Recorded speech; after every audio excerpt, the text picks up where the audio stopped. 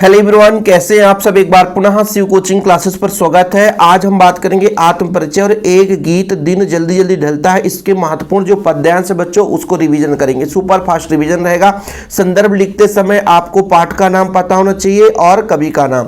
जैसे ये आपका मान लीजिए पद है बच्चों, तो क्या लिखेंगे, प्रस्तुत पद्यांश हमारी पाठ पुस्तक आरोह के आत्म परिचय पाठ से लिया गया, जिसके कवि हरिवंश राय बच्चन जी हैं। मतलब कोई भी आत्म परिचय का कोई भी पद आ जाएगा, आपको यही लिखना है, प्रस्तुत पद्यांश हमारी पाठ्य पुस्तक आरोह के अध्याय आत्म परिचय से लिया गया है या आरोह की कविता आत्म परिचय से लिया गया है ना। और बच्चों जिसके कवि हरिवंश राय बच्चन जी हैं। ठीक है बच्चों, तो संदर्भ आपका 1 नंबर फिक्स कराता है, इसलिए संदर्भ को फोकट में आपको मिल जाता है नंबर, लेकिन है ना कवि का नाम और पाठ का नाम पता होना चाहिए। ठीक है बच्चों, आत्म परिचय मतलब यहां पर एक चीज शब्द से अर्थ निकलता है आत्म परिचय। कवि अपने स्वयं के बारे में सबसे ज्यादा चित्रण किया है। तो आपको यदि कुछ भी नहीं बन रहा है कि भैया प्रसंग क्या है, तो प्रस्तुत पद्यांश में हरिवंश राय बच्चन जी ने अपने ही आपके चरित्र का, अपने आपके चरित्र पर आधारित है ना यहाँ पर बच्चों चित्रण किया है। सिंपल और कुछ भी नहीं बच्चों, ठीक है, और कुछ भी नहीं है, मतलब आत्म परिचय का ही सचित्र वर्णन किया, अपने ही बारे में सचित्र वर्णन किया है। अब हो जाता है बच्चों आपका व्याख्या। देखो, मैं जग जीवन का भार लिए फिरता हूं। कभी कहता है कि पूरे संसारिक रीति रिवाज का मेरे सर पे भार है ना, मैं उसका बोझ लिए फिर रहा हूं, फिर भी जीवन में प्यार लिए फिरता हूं। पूरे संसार का बहुत ज्यादा बोझ है, भार है, फिर भी मैं हमेशा अपने दिल में प्यार बसाए रहता हूं। कर दिया झंकृत ने झंकृत जिसको छूकर मैं सांसों में 2 तार लिए फिरता हूं। कभी कहता है कि कुछ मतलब मेरे दिल को किसी ने छू लिया है ना, जिसका जीवन भर मैं अपने मतलब दिल में उसके प्यार को बांध कर रखा हूं और उसी को लेकर चल रहा हूं। मैं स्नेह सुरा का पान किया करता हूं। स्नेह मतलब प्रेम, प्रेम रूपी मदिरा का हम अपने दिल में बसाए हुए हैं, उसको हम है ना पान करते हैं, ग्रहण करते हैं। मैं कभी ना जग का ध्यान किया करता। इस संसारिक रीति रिवाज में जो भी मतलब बुराइयां हैं, जो संसार में चल रहा है, जो लोग अपने फायदे के लिए करते हैं, उस पर मैं कभी ध्यान नहीं देता। जग पूछ रहा उनको तो जग के गाते मैं अपने मन का गान किया करता हूं। मतलब इस संसारिक मेल जोल में जो लोग हैं, संसार में लोग है ना उन्हीं का गुणगान करते हैं जो है ना संसारिक रीति रिवाज पर चलते हैं, लेकिन मैं ऐसा नहीं है, मैं अपने आप में ही गान किया करता हूं। तो देखो बच्चों, मैं कभी इसका सहारा नहीं लिया। क्यों? क्योंकि इसको आप अपने भाषा में लिखो। और 1 नंबर में व्याख्या, बहुत व्याख्या सजाने के चक्कर में मत रहना, क्योंकि 1 नंबर संदर्भ फोकट में मिल जाएगा। 4 नंबर का आना है, 1 नंबर आपका प्रसंग हो गया। प्रसंग मतलब किस चीज के बारे में वर्णन है। और बच्चों आपका जो काव्य सौंदर्य होता है इसको जरूर लिखना है। काव्य सौंदर्य में आपने देखा भैया थोड़ा सा प्रेम के बारे में बात किया गया है, तो यहां पर आप लोग सबसे पहले लिखो कि कवि ने इसमें सरल एवं है ना सहज भाषा का प्रयोग किया है। 2 नंबर में लिख दो इसमें श्रृंगार रस की है ना मतलब एक प्रकार से आनंदित रस देखने को मिल रहा है। दूसरा चीज बच्चों है ना अपने जीवन के चित्रण के बारे में वर्णन किया है। बस 2-3 काव्य सौंदर्य लिखना है। मतलब जैसे कुछ आपसे नहीं बन रहा है, तो जैसे मान लीजिए देखो जा जा दिख रहा है, तो बोल दो इसमें अनुप्रास अलंकार भी है ना। तो इस तरीके से आप लोग इसका प्रयोग कर सकते हैं बच्चों। चलिए आगे चलते हैं, एकदम सुपर फास्ट रिवीजन करना है। मैं निज उर के उद्गार लिए फिरता हूं। मैं उर के उपहार लिए फिरता हूं। यह अपूर्ण संसार न मुझको भाता। मैं अपने सपनों का संसार लिए फिरता हूं।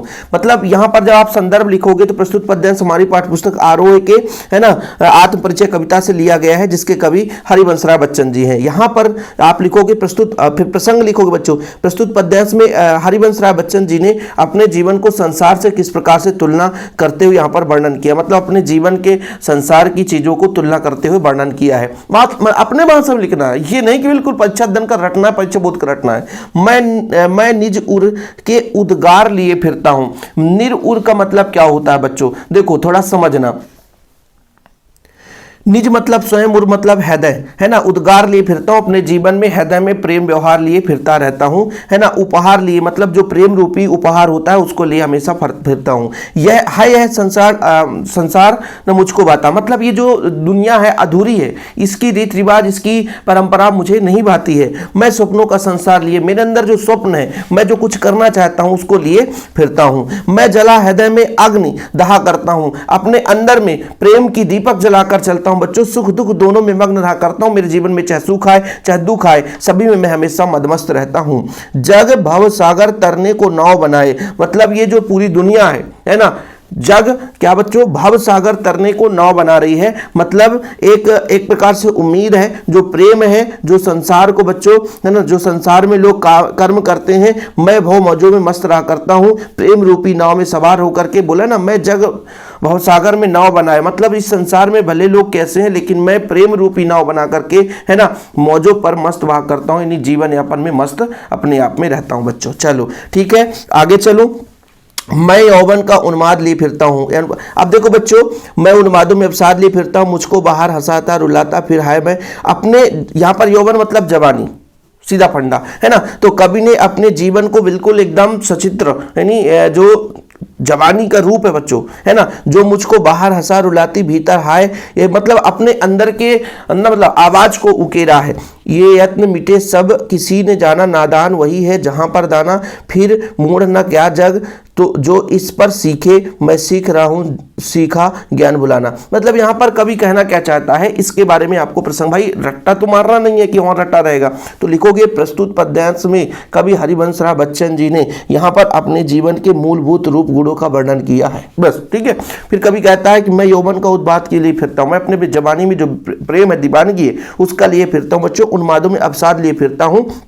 मतलब मेरे अंदर जो भी बेचैनी है, पागलपन है, उसका हमेशा हृदय में सजो करके घूमता रहता हूँ। जो मुझको बाहर हंसा रुलाती भीतर, जो बाहर हंसाती भी है और दिल में अंदर रुलाती भी है, मैं हाय किसी का याद लिए फिरता हूँ, फिर भी अपने जीवन में अपने हृदय में याद लिए फिरता रहता हूँ। भले ही अंदर रोता हूँ लेकिन बाहर से एकदम मुस्कुराता हुआ फिरता हूँ। कर यत्न मिटे सब सत्य किसी ने जाना, नादान वही है जो जहाँ पर दाना, मतलब क्या बच्चा, हाय जहाँ पर दाना, सत्य यत्न मिटे सब।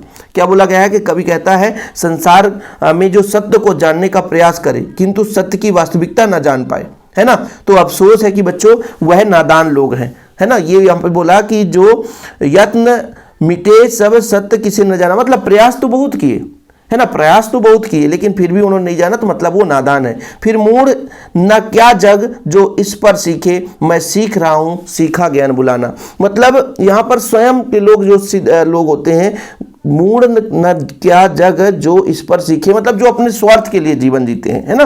तो भाई मैं सीख रहा हूँ सीखा ज्ञान भुलाना, ऐसे स्वार्थ से लोगों से सीखने की जरूरत है ना, कि भाई संसार में प्रेम ही एक ऐसा चीज जो निस्वार्थ है, उसी पे जीना चाहिए, सांसारिक रीति रिवाज से दूर रहना चाहिए, ठीक है। ये आप अपनी भाषा में लिखेंगे बच्चों। आगे चलते हैं। मैं और जग और कहाँ का नाता, मैं बना बना किसके जग रोज मिटाता, जग जिस पृथ्वी पर जोड़ा करता वैभव, मैं प्रतिपग से उस पृथ्वी को ठुकराता। देखो कवि कहता है कि जग और कहाँ का नाता, मतलब मैं इस संसार से भिन्न भिन्न लोगों को देखता हूं, जग और कहाँ, मैं और जग मतलब संसार में कहाँ का नाता, लोग, नाता मतलब एक प्रकार से बच्चों संबंध, है ना। तो कवि क्या कहता है कि संसार में भिन्न भिन्न लोग हैं, है ना, उसकी सोच संसार के लोगों के समान ही नहीं हो सकता, अलग अलग हो सकता है। मैं बना बना रोज जग मिटाता, मतलब कहता है कि भैया मैं बना बना कितने जग रोज मिटाता, मतलब अपने मन में बहुत सारे संसार को बचा रखा है, रोज नई कल्पना करता हूँ, रोज नई चीजों को सोचता हूँ, लेकिन फिर भी उसे मिटा देता हूँ। जग जिस पृथ्वी पर जोड़ा करता वैभव, ऐसी पृथ्वी दुनिया को हर कदम में बच्चों मैं क्या करता हूँ, मैं प्रतिपग उस पृथ्वी को ठुकराता। मतलब इस संसार में ऐसे लोग हैं जो मेरे को भाते नहीं है ना, मैं प्रेम दुनिया में जीवन जीना चाहता हूँ, है ना, सुखो पृथ्वी के जो सुख है, संसार के जो सुख है उससे दूर रहना चाहता हूँ, तो बहुत सारी कल्पनाओं को मन में बसाता हूँ लेकिन उसे ठुकरा देता हूँ। शीतल वाणी में आग लिए फिरता हूं, ये ऑब्जेक्टिव क्वेश्चन हो जिस पर भूपों का प्रसाद निछावर, मैं खंडहर में भाग ले फिरता हूं। मतलब मैं प्रेम रूपी, है ना, संसार में जीना चाहता हूं, और भैया शीतल वाणी है, मतलब में मुंह में मधुरता है ना, और हमेशा प्रेम गीत, ये जो मुंह है बच्चों प्रेम रूपी शब्द निकालता है, हमेशा वही चीज चलता रहता है, प्रेम भी है लेकिन आग ले फिरता हूं, लेकिन उसमें गर्माहट भी है बच्चों, है ना। हो जिसे भूपों के प्रसाद निछावर, है ना, भूप मतलब राजा, जिस प्रेम के लिए बड़े बड़े राजा महाराजा भी अपने आप को निछावर कर दिए बच्चों, मैं वह खंडहर का भाग ले फिरता हूं, मैं उसी जीवन में, है ना, खंडहर का भाग ले फिरता हूं, मतलब उसी प्रेम को लेकर के मैं जीवन यापन कर रहा हूं, ठीक है बच्चों। काव्य सौंदर्य में आप लोग सिंपल है कि सांसारिक गुणों के, संसार के बारे में बताया कवि ने, तो सांसारिक गुणों की बात की है ना बच्चों। यहाँ पर आप लोग भाषा सरल सहज आपको बता ही दिया है, और बच्चों यहाँ पर एक विशेष प्रकार से बढ़िया सौंदर्य, मतलब इनके रस और रसों का प्रयोग से इनके सौंदर्य में, मतलब जो आपका काव्य संग्रह उसमें सौंदर्य आ जाता है। ठीक है, चलिए बच्चों, एक गीत दिन जल्दी जल्दी ढलता है, इसमें कुछ है नहीं, इसमें ज़्यादा लंबा चौड़ा नहीं बच्चों, इसको फटाफट आप लोग कर लेंगे। एक गीत हो न जाए पथ में रात कहीं। देखो बच्चों, मैं स्टार्टिंग में बोला था कि बच्चों जो चैप्टर फर्स्ट है इसमें 2 खंड है, तो इसको अपन एक लेक्चर में करेंगे। फिर जो आप बच्चों आपका इसका पतंग है कविता के बहाने, जैसे इसको 2 लेक्चर, एक लेक्चर में कर लेंगे 2 चैप्टर। ठीक है, चलिए, तो हो न जाए पथ रात कहीं, मंजिल भी तो दूर नहीं, यह सोच थका दिन पंथी भी जल्दी जल्दी चलता है, दिन जल्दी जल्दी ढलता है। देखो बच्चों, सबसे पहली बात इसमें आप समझो कि प्रसंग क्या लिखोगे। पहले संदर्भ लिखोगे, तो प्रस्तुत पद्यांश हमारी पाठ्यपुस्तक आरोह के एक गीत दिन जल्दी जल्दी ढलता से अवतरित है या लिया गया है, जिसके कवि हमारे हरिवंशराव बच्चन जी हैं। कवि क्या कहता है बच्चों यहाँ पर, हो न जाए पथ रात कहीं, मंजिल में दूर कहीं, मतलब समय के परिवर्तनशील का वर्णन किया है, मतलब समय निरंतर चलायमान है ना, इस पर मतलब अपने जीवन को समय से एक प्रकार से जोड़ते हुए चित्रण किया है। बस आप ऐसा लिख सकते हो न जाए पथ में रात कहीं, मंजिल तो भी दूर नहीं। कभी पथिक यहाँ पर कहता है कि भैया, पथिक वर्णन करते हुए कहता है कि हो न जाए पथ में रात कहीं, भैया जो हम चल रहे हैं, जीवन में चलना प्रारंभ कर रहे हैं, चलते जा रहे हैं, लेकिन हमको कहीं रात न हो जाए, मंजिल भी तो दूर नहीं, और बिल्कुल मंजिल भी हमारा बिल्कुल पास ही है, दूर नहीं है, लेकिन कहीं हमें वहाँ तक पहुँचने में रात ना हो जाए। यह सोच थका दिन पंथी भी जल्दी जल्दी चलता है, अपने लक्ष्य को पाने के लिए, है ना, अपने मंजिल को पाने के लिए उसको ये लगता है कि मंजिल तो दूर नहीं है, लेकिन चलते चलते कहीं भाई हमें रात ना हो जाए, इसलिए वो जल्दी जल्दी चलने की कोशिश करता है। लेकिन इसके चलने के साथ साथ भी समय इतना परिवर्तनशील है कि दिन जल्दी जल्दी ढलता है, दिन भी जल्दी जल्दी ढलता जा रहा है, दिन भी खत्म होते जा रहा है। देखो बच्चों, बस ऐसे में देखो ना, कभी पथिक जीवन का वर्णन करते हुए कहता है कि पथिक अपने गंतव्य में पहुंचकर लक्ष्य प्राप्त करने के लिए प्रातः चलना प्राप्त करता है। सारा दिन चल चलते थकान का अनुभव करते लगता है, किंतु सूर्यास्त दृश्य देखते ही उसके मन में विचार आता है कि मेरा गंतव्य अब ज़्यादा दूर नहीं है, किंतु धीरे धीरे चलने से रास्ते में समय व्यतीत न करना पड़े, यह सोचकर थकान को चोर राहगीर के तेजी से कदम बढ़ाते हुए आगे चलता रहता है ना। मतलब यहाँ पर बच्चों समय को महत्व दिया है। जब आप लोग काव्य सुंदर में लिखोगे भाई समय की बात की जा रही है, तो समय का विशेष महत्व दिया है ना। जल्दी जल्दी में क्या आता बच्चों, पुनरुक्ति प्रकाश अलंकार है, तो पुनरुक्ति प्रकाश अलंकार एक विशेषता, तो भाषा सहज सरल वातानुकूलित है, ये तो आपको बताया है। शांति की भावना है बच्चों, तो शांत रस देखने को मिलता है। बस 3-4 आप काव्य गुण लिख लोगे अपने से ही बच्चों। बच्चे प्रत्याशा में होंगे, नीड़ों से झांक रहे होंगे, यह ध्यान परों से चिड़िया के भरता, किसकी चलता दिन जल्दी जल्दी ढलता।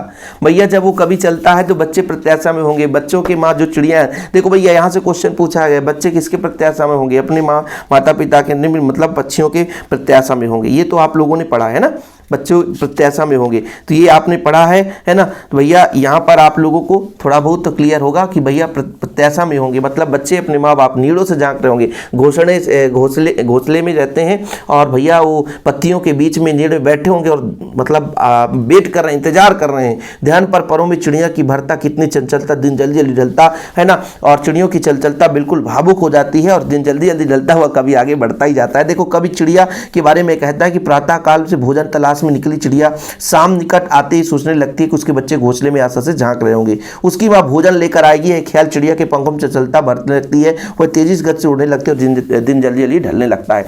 मतलब कहने का तात्पर्य क्या हुआ, जैसे ही सुबह हुआ चिड़िया भोजन के लिए निकल गई है ना, लेकिन वहाँ पे तलाश रही है भोजन अपने बच्चों के लिए, लेकिन ये भी सोच रही है कि बच्चे भूख से अपने माँ बाप को इंतजार में भैया झांक रहे होंगे कि हाँ मेरे माँ बाप लाएंगे। इस चीज़ को सोचने के लिए उनके अंदर पैरों में चंचलता आ जाती है। जैसे आप ही घर से बाहर हो और याद आ जाए मेरा छोटा भाई है, वो मोमोज का इंतजार कर रहा है, आपके मन में चंचलता कि जल्दी लो भैया, घर में जा, बच्चा रो रहा होगा। ऐसे ही अपने चिड़ियों में होता है कि भाई चंचल भाई राहगीर जो है, पथ जो है, मतलब यहाँ पर पथिक जो है पथ पर चल रहा है, तो सारी चीजें देख रहा है कि चिड़िया चहक रही है, चिड़िया भोजन लेने के लिए जा रही है। जब सुबह हुआ तो भोजन की तलाश में निकल गए, लेकिन उनके बच्चे क्या हैं, उनके आशा में वो सोचने लगती है कि उनके बच्चे झांक रहे होंगे कि कितने टाइम है ना क्या लेकर आएंगे, भोजन लेकर आएंगे। ये चीज़ है बच्चों। तो यहाँ पर मतलब चित्रण जो है इसमें, तो यहाँ पर बच्चों चिड़िया के जीवन चित्रण का सजीव चित्रण किया गया है ना। और फिर जल्दी जल्दी शब्द आ गया है 2 बार, वही तो पुनरुक्ति प्रकाश अलंकार है। भाषा सहज और सरल है। आप इतना समझो कि भाषा सहज और सरल है, इसमें जरूर आप एक पॉइंट हमेशा याद रखना, और नंबर बराबर मिलते हैं बच्चों, ठीक है, कोई दिक्कत। मुझसे मिलने कौन विकल, मैं हूं किसके हित चंचल, यह प्रश्न शिथिल करता पद को, भरता और बिहलता को, दिन जल्दी जल्दी ढलता। कभी कहता भैया मुझसे मिलने को कौन विकल, मुझसे मिलने के लिए कौन व्याकुल है, मैं हूं किसके हित चंचल और मेरा इंतजार कौन कर रहा होगा जिसका मैं हितकारी हो सकता हूं। यह प्रश्न शिथिल करता पद को भरता, और ये जो प्रश्न है मेरे अंदर आता है तो मेरे पैर शिथिल हो जाते हैं, मैं उतना चल नहीं पाता हूं। समझ रहे हैं ना, मतलब शिथिल हो जाता हूं मैं, जिस मतलब गति से चलना चाहता हूं वो अंदर मेरे नहीं रहता। मेरे मन बार बार यदि यही प्रश्न उठने लग जाता है तो मेरे पैर ढीलापन हो जाते हैं और मैं आगे बढ़ नहीं पाता हूं, और जबकि दिन जल्दी जल्दी ढलने लग रहा है और मैं चाहता भी हूं कि मंजिल जल्दी पहुंच जाऊं। तो ये हुआ बच्चों। बताओ किसी को कोई प्रॉब्लम? चैप्टर खत्म हुआ हमारा, है ना। और यहाँ पर आप लोग देखो भाई, आप लोगों को जो शब्द उसका अर्थ निकल कर आए कि भाई अपने ही जीवन में, है ना, जो कुंठा है अपने ही जीवन में, जो व्याक बुराई है अपने ही जीवन में, मतलब जो उठते प्रश्न के वेदना का वर्णन किया है। तो यहाँ पर आप प्रसंग लिखोगे तो प्रस्तुत पद्यांश में कवि हरिवंश राय बच्चन ने अपने जीवन में, मतलब अपने ही आप अंदर उठे हुए प्रश्नों के बारे में वर्णन किया है। ठीक है, मतलब अंदर जो प्रश्न उठ रहा है उसका किस तरीके से चित्रण किया बच्चों, वो प्रसंग में लिखना है। बाकी काव्य सौंदर्य में बताया ना कि काव्य सौंदर्य में पहला लिखना है भाषा सरल सुबोध एवं, है ना, खड़ी बोली है। ठीक है बच्चों। दूसरा चीज यहाँ पर आपने जैसे अनुप्रास अलंकार जल्दी जल्दी ढलता है तो पुनरुक्त प्रकाश अलंकार, तो ये किए हो गया, 2 गुण हो गए, है ना। कवि ने जीवन के कुंठा का चित्रण किया है तो ये भी आप लोग लिख देना। ठीक है बच्चों, तो इतना जरूर कर देना। और ये चैप्टर हमारा खत्म। अगला जो चैप्टर रहेगा पतंग से बच्चों, पतंग को रिवीजन करेंगे सुपरफास्ट, है ना, 2023 में पूछा गया था। और फिर बात सीधी थी पर, और आप लोगों से बस गुजारिश है कि इसको कुछ नहीं, ज़्यादा समय हम नहीं देंगे, ज़्यादा समय नहीं देंगे, 1 दिन में ही खत्म करना है। मैक्सिमम कुछ है नहीं बच्चों, बस प्यार सपोर्ट बनाए रहें। 15 से 20 मिनट का क्लास रहा करेगा और लगातार दना दन पूरा खत्म कर देंगे। बस रिवीजन करके जाना, बढ़िया छाप देना। जय हिंद, वंदे मातरम।